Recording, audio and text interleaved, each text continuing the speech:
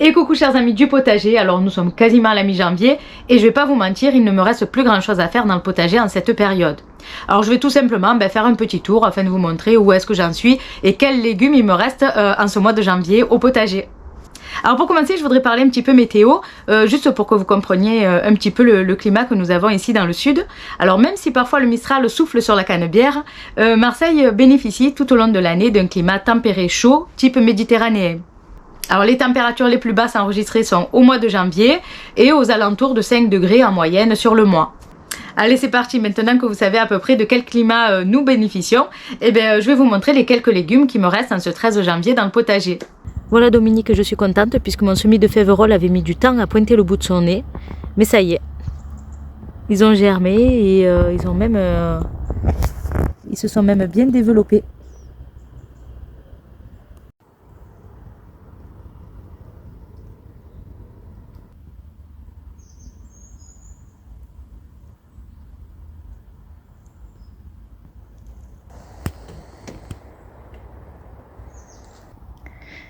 Voilà, alors pour le petit tour, il ne me reste pas grand chose dans le potager.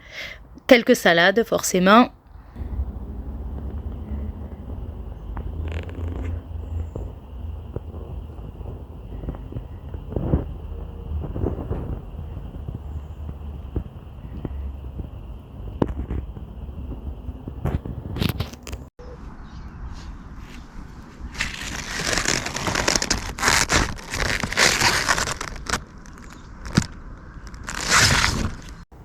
Les plants d'artichaut qui se sont bien étoffés. Alors ici dans ce bac il me reste pas mal de poireaux. Alors il me reste également encore quelques belles betteraves.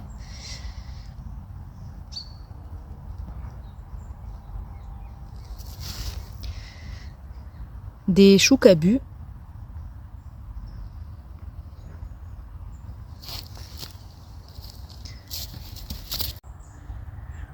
De ce côté-ci, dans le bac, pas mal de poireaux, encore des betteraves, des blettes.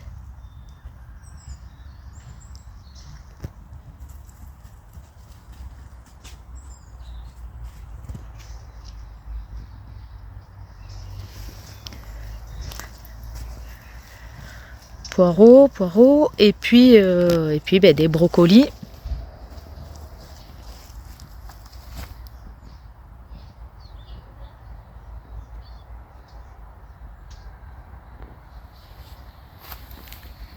Ici, quelques épinards,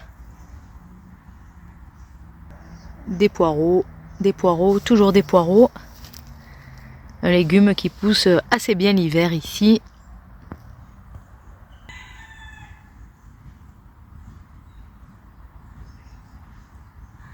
Alors ici dans ce bac uniquement de l'ail spontané.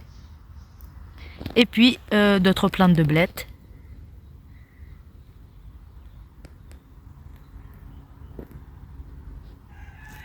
Alors dans ce bac-ci, j'ai quasiment fini toutes les carottes. Il reste par ici des navets. Alors il va rester par ici quelques navets.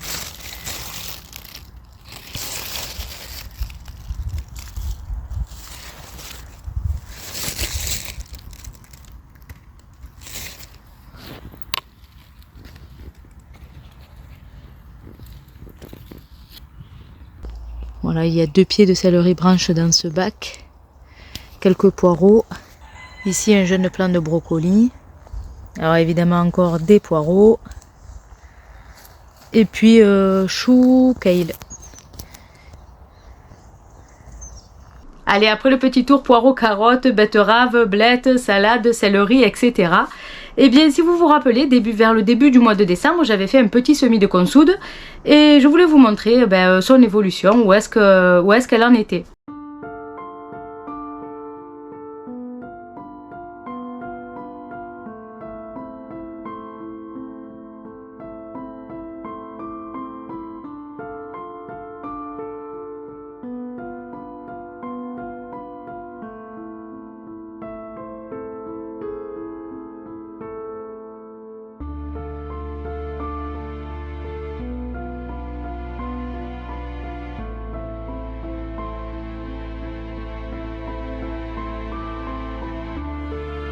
Alors maintenant j'aimerais qu'on passe à ma terre et ses amendements. Alors ça fait exactement 2 mois et demi que j'avais recouvert ma terre avec du fumier de cheval et sa litière, alors de la sciure de bois, de la paille, etc. Et je voudrais qu'on découvre ensemble si il y a de la vie qui s'y est développée, si oui, quel genre de vie exactement peut bien se développer là-dessous.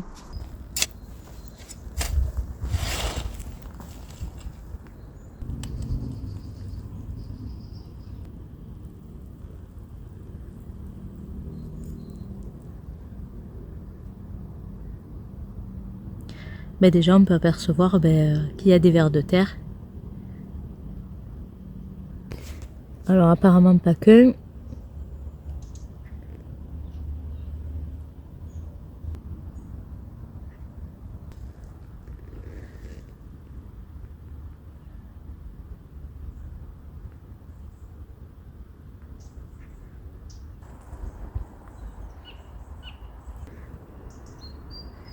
Voilà pour le côté fumier avec litière sciure de bois. Et puis pour le côté litière paille.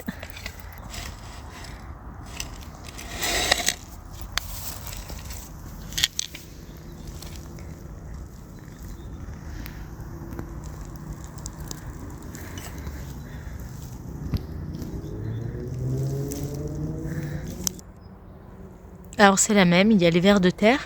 Alors ça a l'air d'être assez similaire avec les vers de terre. Par contre, il y a également ce genre de petites... Alors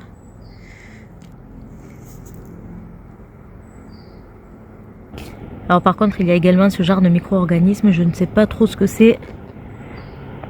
Mais je n'ai pu les remarquer que dans le côté fumier, litière, paille.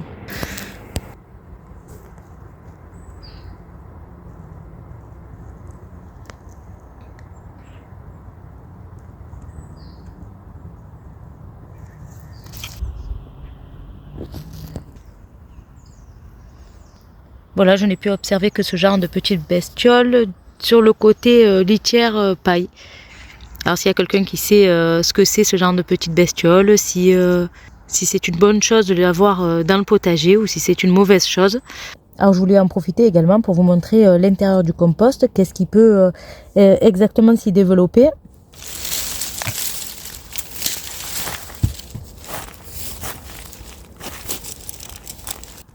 Voilà l'intérieur du compost.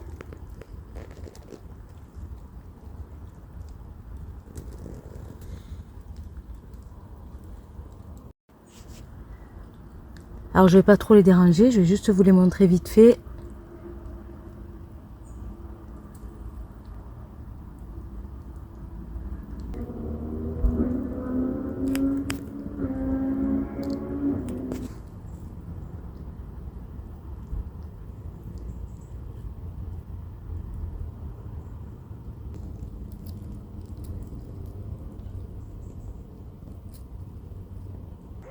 Voilà, j'ai remis le tas comme il était, je veux pas les déranger trop longtemps.